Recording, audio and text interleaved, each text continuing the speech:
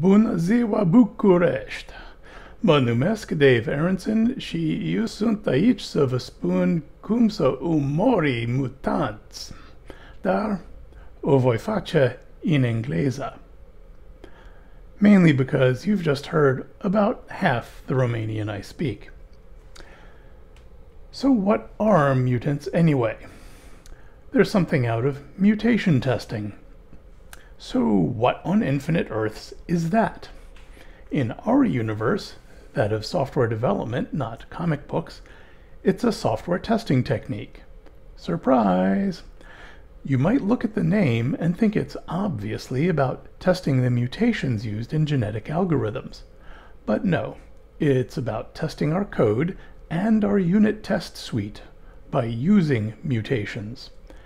Its most unusual benefit is to help ensure that our unit tests are strict by finding the gaps in our test suite that let our code get away with unwanted behavior. Once we find gaps, we can improve our tests to close them. Lack of strictness comes mainly from lack of tests, poorly written tests, or poorly maintained tests, such as ones that didn't keep pace with changes in the code. Speaking of which, mutation testing can also help ensure that our code is meaningful, meaning that any change to the code will produce a noticeable change in its behavior.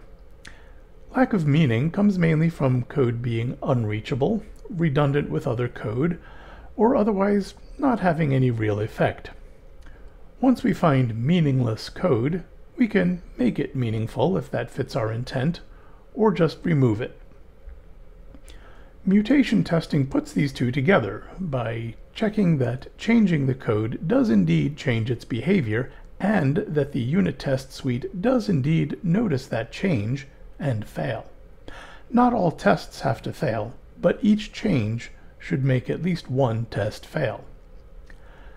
That's the positive side, but there are some drawbacks. As Fred Brooks told us in 1986, there's no silver bullet. Besides, those are taking care of werewolves, not mutants. The first drawback is that it's rather hard labor on the CPU, and therefore usually rather slow.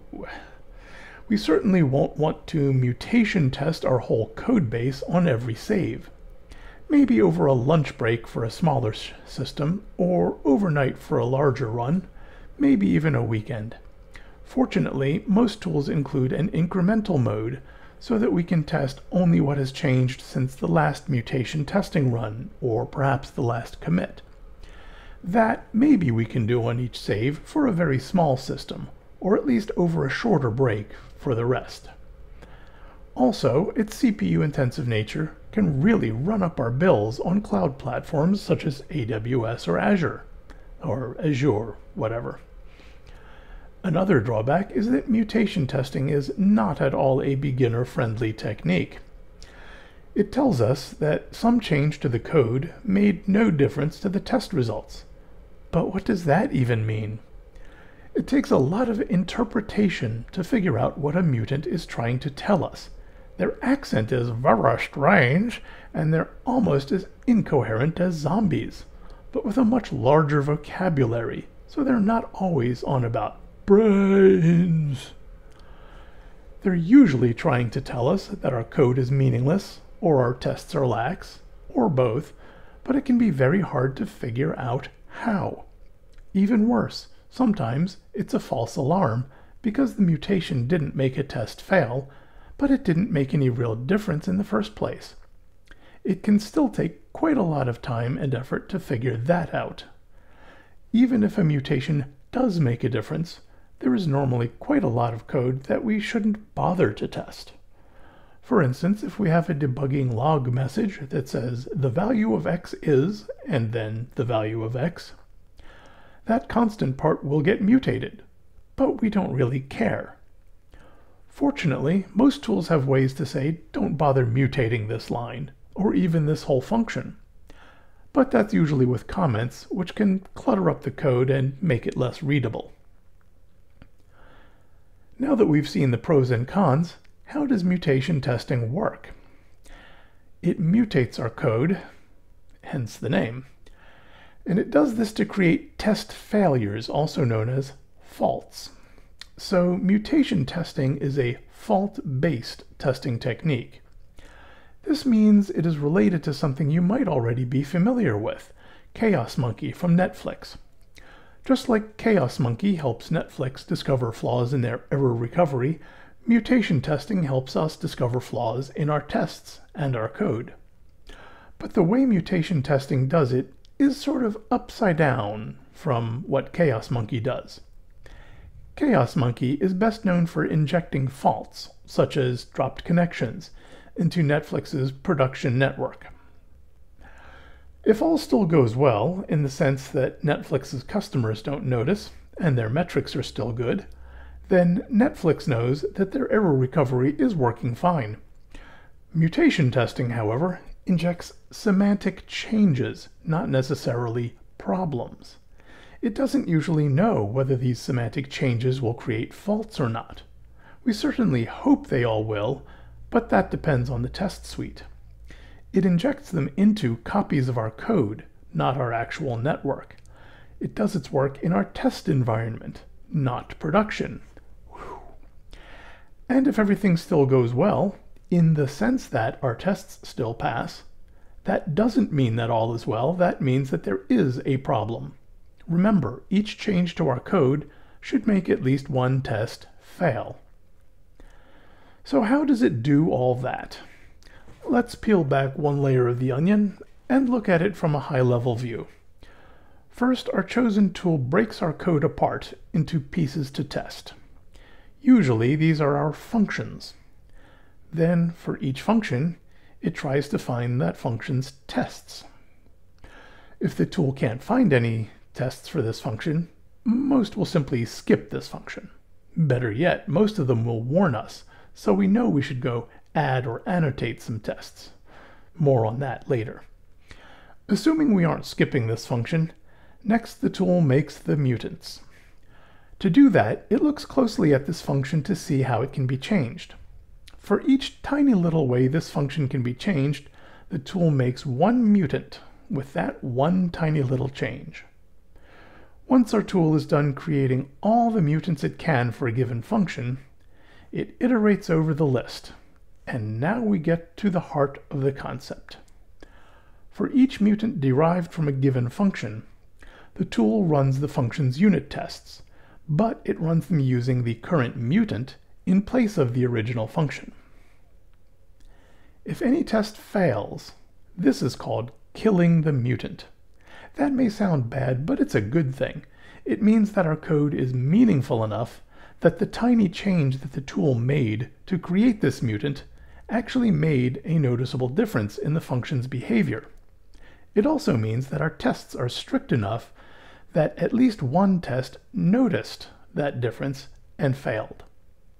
Then the tool will stop running tests against that mutant and move on to the next one.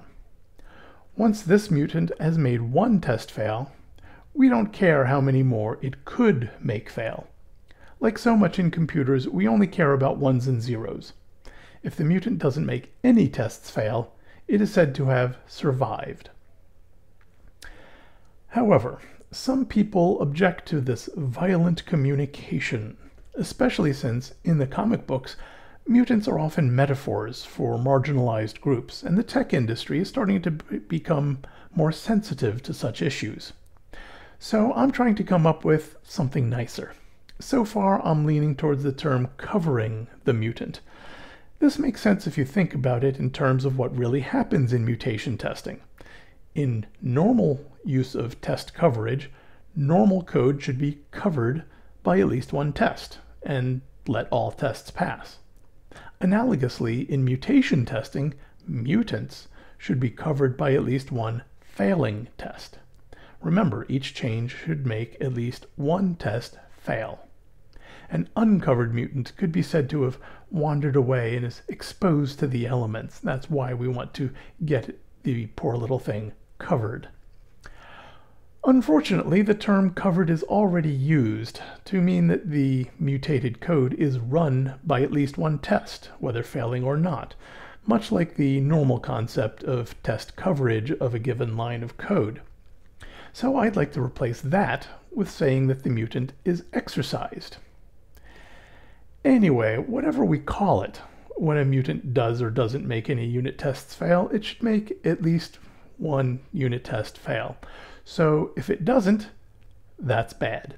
It means that the mutant has the superpower of mimicry, skilled enough to fool our tests. This usually means that our code is meaningless, or our tests are lax, or both. And now it's up to us to figure out how. Now let's peel back another layer and look at some technical details of how this works. First, our tool parses our code, usually into an abstract syntax tree. I know those boxes are too small to read well, but we don't need to understand this one in detail. Also, some mutation testing tools use a slightly different approach, such as interpreting it into bytecode or even using raw text for some initial proof of concepts, but the majority of the serious tools actually use the abstract syntax tree approach, so let's roll with that. After our tool creates an AST out of our system's code, then it traverses that tree looking for subtrees, or branches if you will, that represent our functions. After finding them, it handles them as I described before, starting with looking for each one's tests. But how does it do that?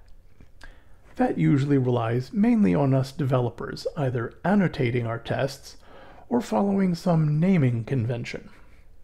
This is often supplemented and sometimes even replaced by having the tool look at what unit tests call what functions. However, that can get tricky if the function is not called directly from the test. Then it usually involves looking at the test coverage data or some such gathered information.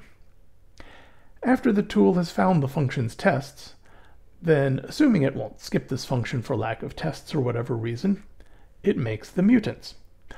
To make mutants from an AST subtree, it traverses that subtree just like it did to the whole thing. But now, instead of looking for even smaller subtrees it can extract, it's looking for nodes where it can change something. Each time it finds one, then for each way it can change that node, it makes one copy of the function's AST subtree, with that one node changed in that one way. For instance, suppose our tool has started traversing the AST I showed earlier, and has gotten down to this not equal comparison following those arrows. For each way it could change that node, it would make a fresh copy of this whole subtree with only that node changed in that way. After it's done making as many mutants as it can from that node, it would continue traversing the subtree and do likewise to all further nodes. So I've been talking about changes. What kind of changes am I talking about? There are quite a lot. It could change a mathematical, logical, or bitwise operator from one to another. In languages and situations where we can do so, it could even substitute an operator from another category. For instance, in many languages we can treat anything as Booleans, so x times y could become, for instance, x and y. When the order of operands matters, such as subtraction, division, or exponentiation, it could swap them. It could change a comparison from one to another. It could insert or remove a mathematical, logical, or bitwise negation. It could remove entire lines of code. It can remove a condition or a loop control. It could scramble or truncate argument lists of function calls or function declarations. It could replace a function's entire contents with a constant or any of the arguments, or raising an error, or nothing at all if the language permits. It could change a constant or variable or expression or function call to some other value.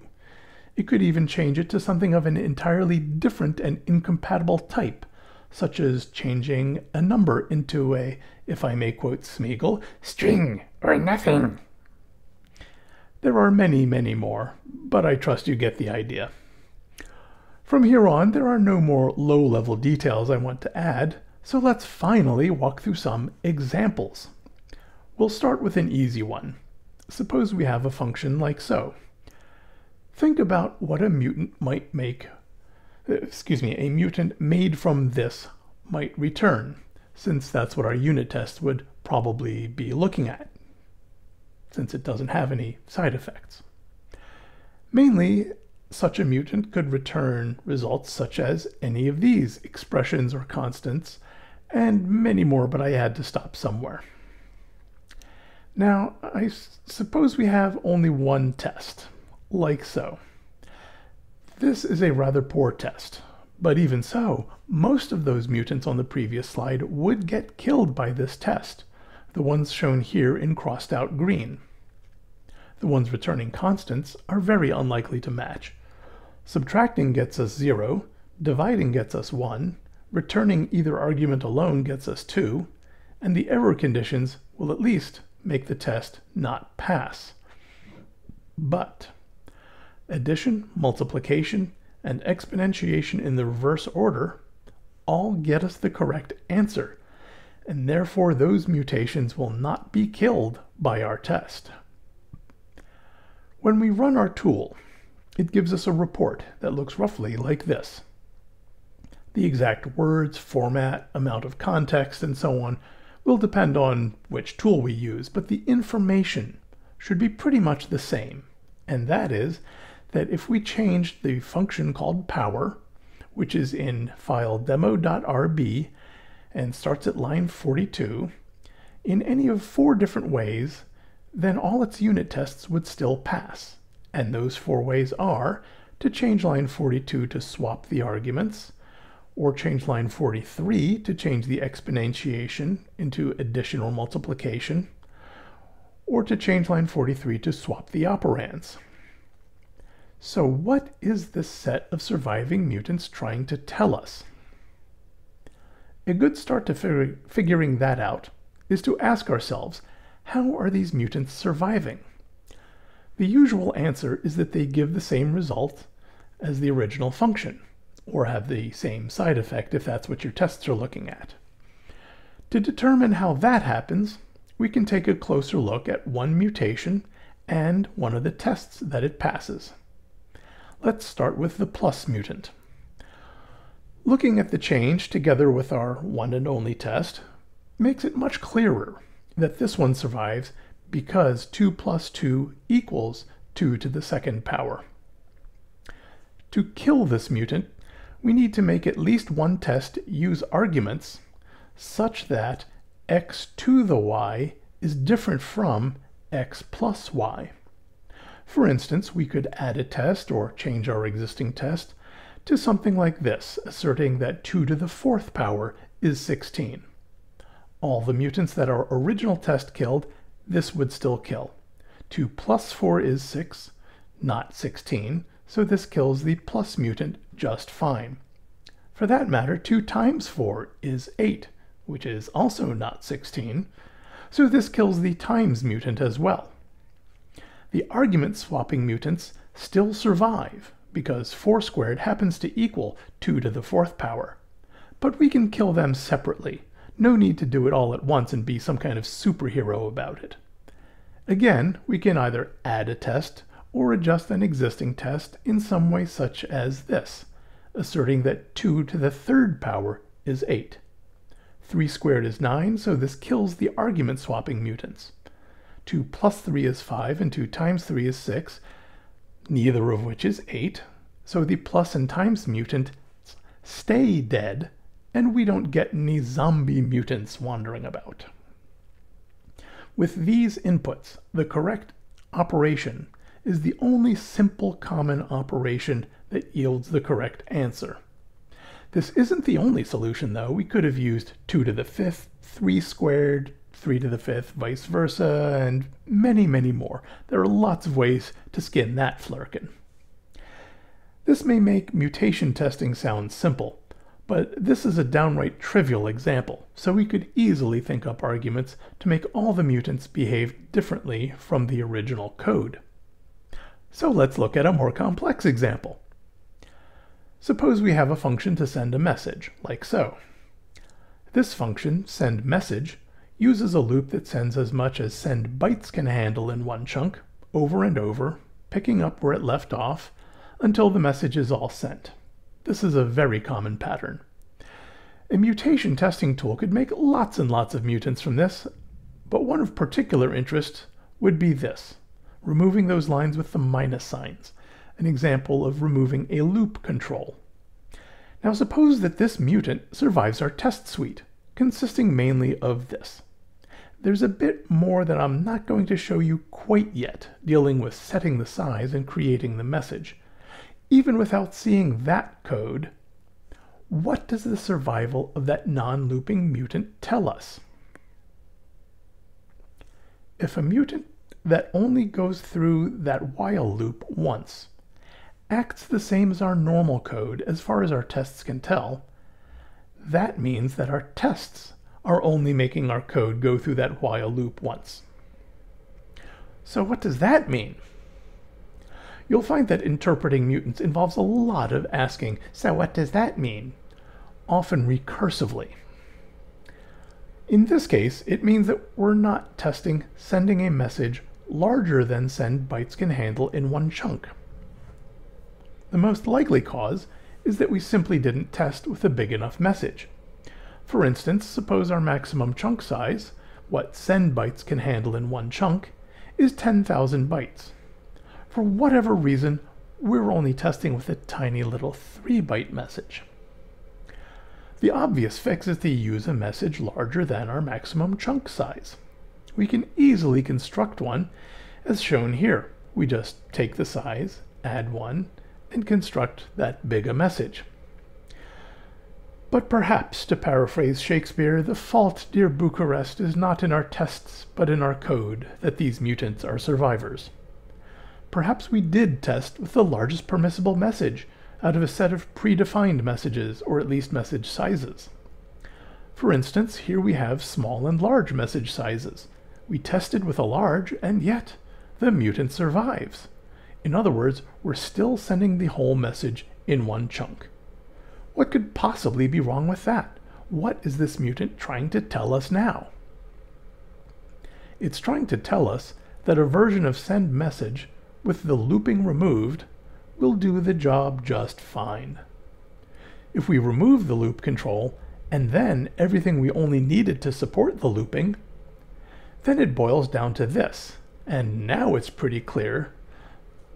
The entire sendMessage function may well be redundant, so we can just use sendBytes directly.